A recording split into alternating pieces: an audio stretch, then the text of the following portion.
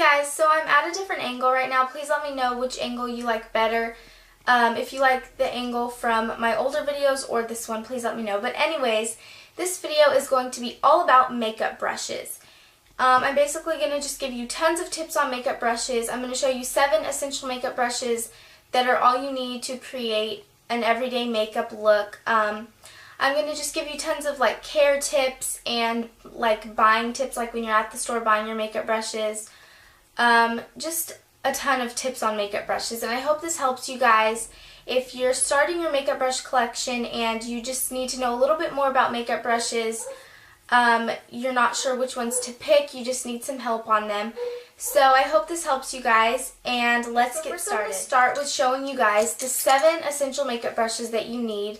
You don't need like 20 or 30 makeup brushes in your collection, which I have over 20 or 30 makeup brushes, but that's just because I'm like obsessed with makeup. But you really only need 7 essential makeup brushes to do your everyday makeup that you can pretty much do anything with. So I'm just going to get started, and this is in no particular order. The first brush that you want to have is a foundation brush if you wear foundation. And there's a few different makeup brushes for foundation. Some women use sponges, like cosmetic sponges, for their foundation, which that is fine, but if you invest in a really nice foundation brush, you will see that using a foundation brush for your foundation makes it come out a lot more natural, and it distributes the color a lot better than a sponge would. So there's a few different foundation brushes, but I have 2 here. If you want a more fuller coverage, if you have more to cover up on your face, then I recommend getting a synthetic foundation brush like the MAC 190. You can also get these at like the drugstore and stuff like that, like not the MAC brand. Like I think EcoTools has some foundation brushes like this, and I'm sure a ton of other brands sell synthetic foundation brushes. So this gives you a lot fuller coverage, and a little tip on using this brush, like rubbing it all around your face with the foundation, I recommend patting it. I don't know why, but when I pat it, it works a lot better than like rubbing it and stuff like that. So that's one of them. And if you want a more lighter coverage, then I recommend getting a stippling brush like this. This gives you an airbrushed finish, and it doesn't give you as much coverage as this one would. So this is a stippling brush, and you'll definitely know when you see these because it has the black bristles, and then at the top it has the synthetic like white bristles at the top. So you just get the foundation on the back of your hand and then get it all in the bristles and then stipple it on your face. This is the Sigma SS 187, which you can get the MAC 187, or I'm sure some other brands sell these. This is a really good foundation brush. Both of these are great foundation brushes. The next brush you want to have is an all-over eyeshadow color / blending brush, which it's just like a fluffy eyeshadow brush, and it's not too dense. This is the MAC 217. This was my first eyeshadow brush from MAC, and this is great for applying color on the lid, and it also works great for blending. So it's good for those 2 things. You can just look, like even if you're at the drugstore, just look for a eyeshadow brush similar to this one that's fluffy but not really dense. So that's the second brush. The next brush you want to have is a crease brush, which looks like this. This is my favorite crease brush. This is like $3. It's on coastalscents.com, and I love it. It's super soft, and crease brushes are basically like a tapered eyeshadow brush, and they have the pointy tip at the end, so it's perfect for getting into your crease and in the outer corner.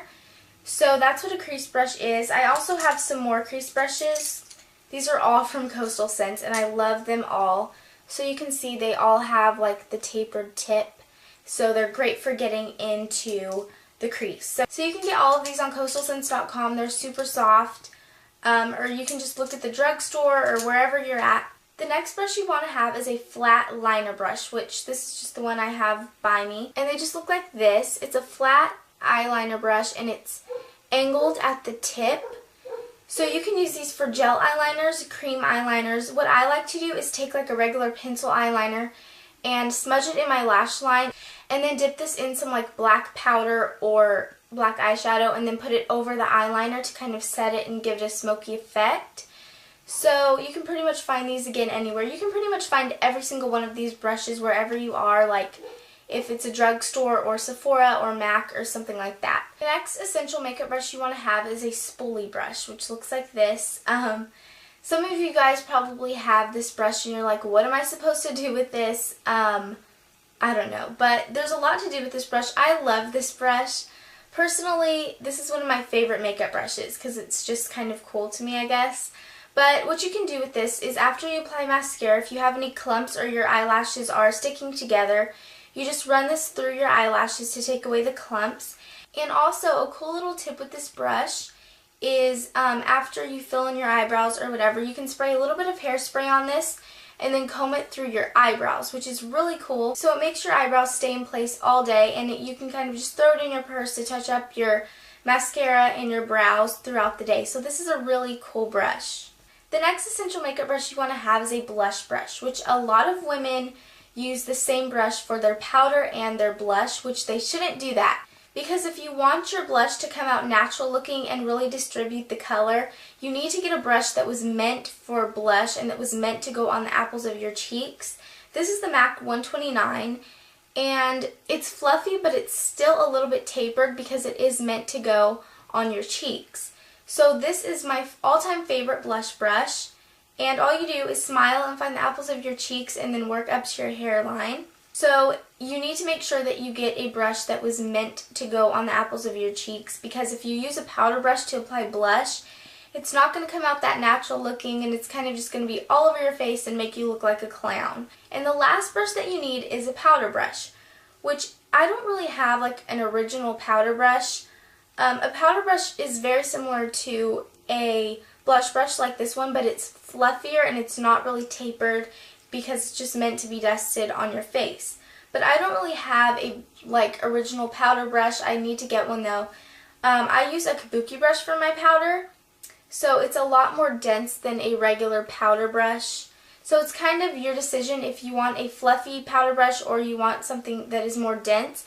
But keep in mind, if you have a fluffy powder brush, you have a less chance of your powder looking cakey and looking like dirt. So if you have a kabuki brush, you need to be a little bit more careful with how much product you put onto it, because if you put too much, then it's going to make it look very cakey. So that's kind of your decision. This is the MAC 182 Kabuki, and I love it. It's super soft. And so if you're looking for a really nice kabuki brush, I recommend getting the MAC 182. It's kind of expensive. It's like $45 or $50. But if you take good care of your brushes, they will last you forever.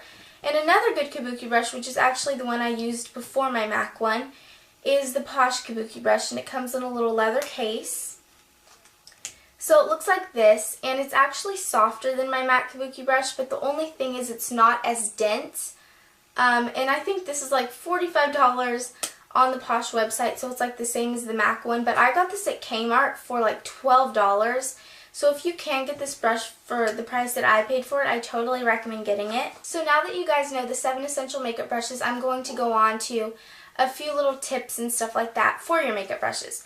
So if you're at the store or like MAC or Sephora or even the drugstore and you're in the makeup brush section and there's so many different brushes, you're just so overwhelmed, you don't know which one to get, which one is going to work good for you, a little test that I found pretty cool is you take a brush, like at the store, and you rub it against your skin, and if it feels really scratchy and rough, do not get the brush. But if it feels really soft, then you can get the brush if you want it. And also another little test is you want to press a little bit harder, and if you see a lot of bristles come off, like if you see it shedding a lot, then you don't want to get it. But if it doesn't shed at all, or if it sheds maybe one hair, then that means it will probably work pretty good for you. Okay, and now for some cleaning and care tips. So now if you're wondering when you should wash your brushes, you're not sure when to wash them, you just have no clue.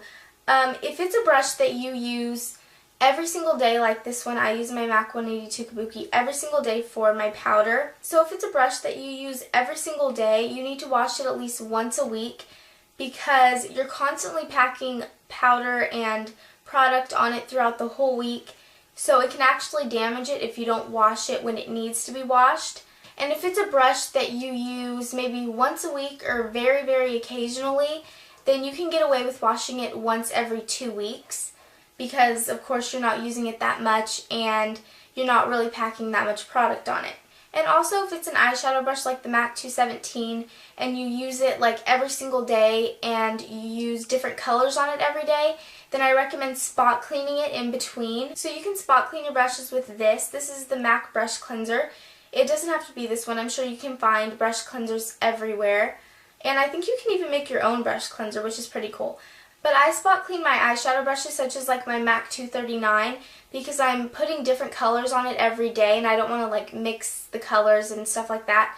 So I spot clean them in between like deep cleaning. So what I do is I take a little bit of this brush cleanser from MAC and I put it on a paper towel, and then I just take my brush and I go back and forth, and then it just takes the color out for me. So this works really well.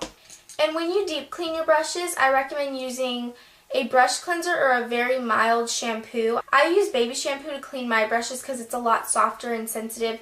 You don't want to use a straight up shampoo that you use for your hair because that can dry out your bristles. So that's it. I hope you guys liked this video and I hope it helped you if you're getting into buying makeup brushes and you needed some tips and help with that kind of stuff.